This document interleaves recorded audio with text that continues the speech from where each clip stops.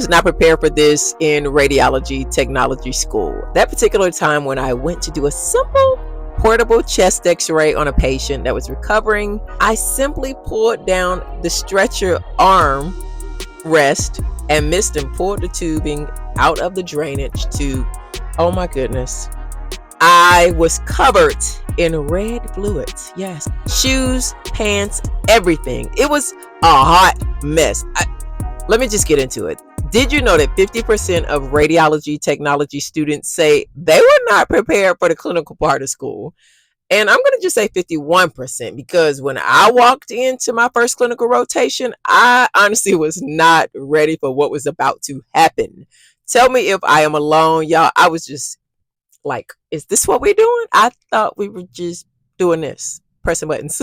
It is so much more than pressing buttons. And by the way, if you're new here, I'm Chandria, a radiology technologist with multiple certifications in the radiology field like MRI and CT and a few host of other things in the field. The radiology school interview did not prepare me for what I walked into.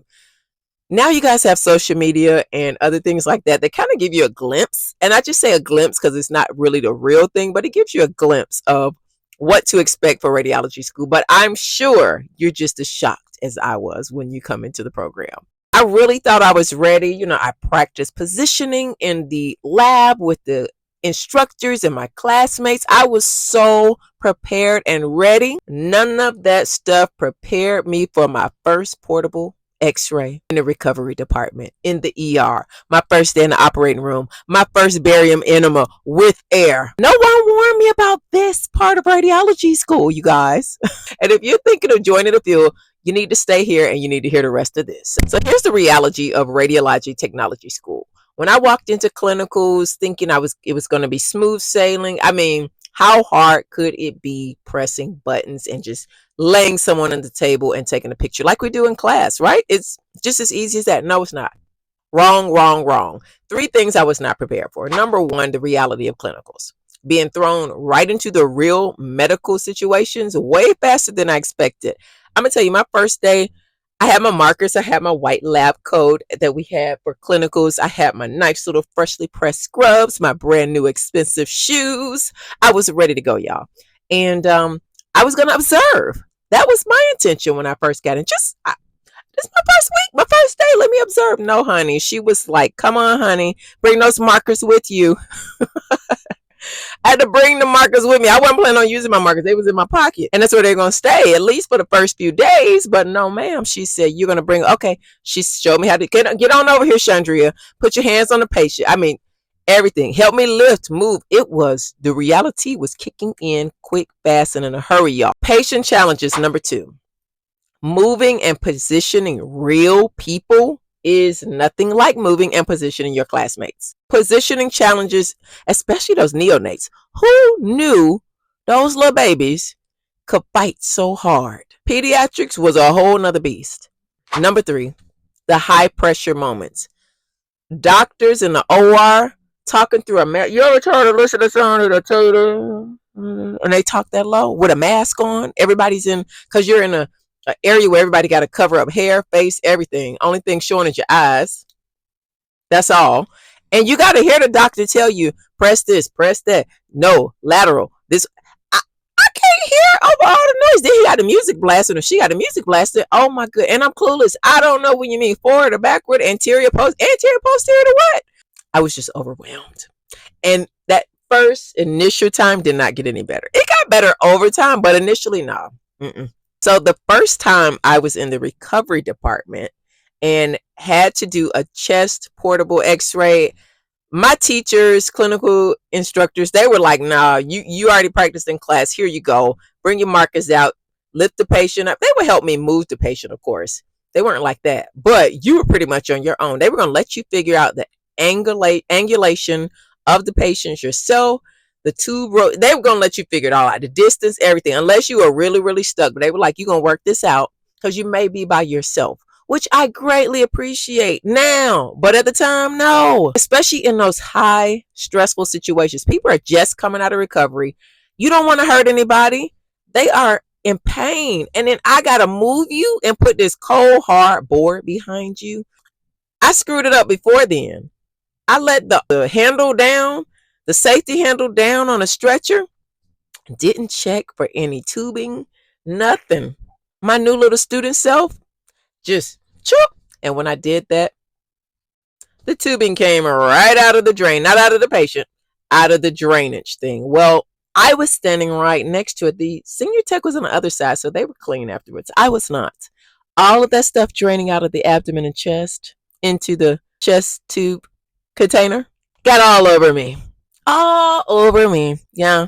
My legs from the ankles on down, pants covered, shoes, socks. Child, I had to throw those shoes out and they were so expensive. Lesson learned.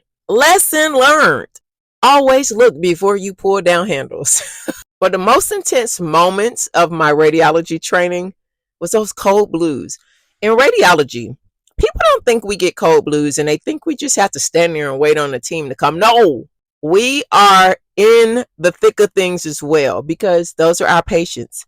And we have to make sure that until the cold team gets there, the patient is cared for. So my first cold blue, y'all, I'm not even going to tell you a story. I was confused. It's all over the place. And I didn't have a part in it per se physically, but they gave me tasks to do. And I was like, what do I do? Where do I go? It was so much going on. I don't know. Have y'all ever been in a cold blue? Now it's like I'm real chill now in them.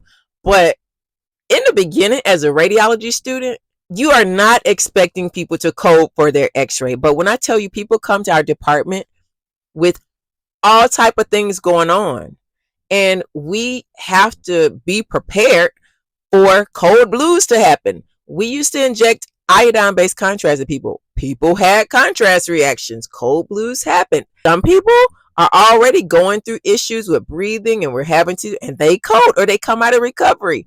Cold blues stress me out still, but oh my goodness. It is so stressing. Oh my goodness. Nobody prepared me for, I know we study in class what cold blues are, but I'm sorry. It's different when you're in it, y'all. Lessons learned and advice for radiology students. Key takeaways. Even though you're not ready, nothing can prepare you. Just be adaptable, be willing to learn, and you'll make it through just fine. And you'll be a better technologist for it.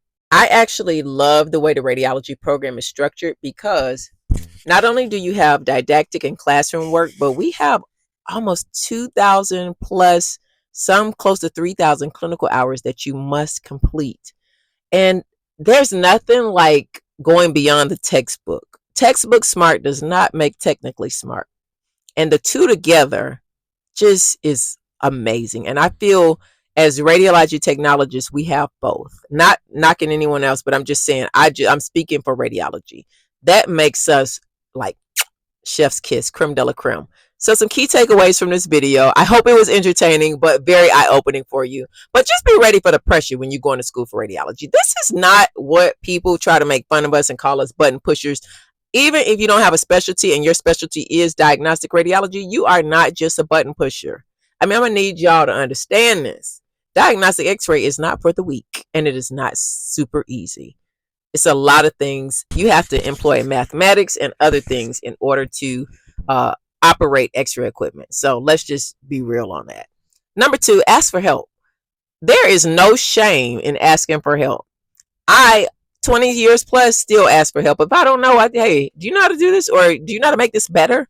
Or what's the easier way to do this? Or I like the way you did that. Can you help me do that? Stay calm even in chaos. That's number 3 key takeaway. Stay calm. It's going to be chaos. There are going to be things that happen in radiology. You just got to pull it back together and get what you need to get done so that patient can get what they need to get. Patients' lives do depend on us, y'all. So if you're thinking about going into radiology, just know you will have these, oh my goodness, moments. It's too much. You're going to have those moments. It's okay. If you're a radiologic technology student or thinking about becoming one, tell me, what are you most worried about? Or if you've been through the program already, what caught you off guard in radiologic technology school? And if you like this video, check out my other videos on radiology school, career tips, and how much money we make. Trust me, you'll need all the tips you can get.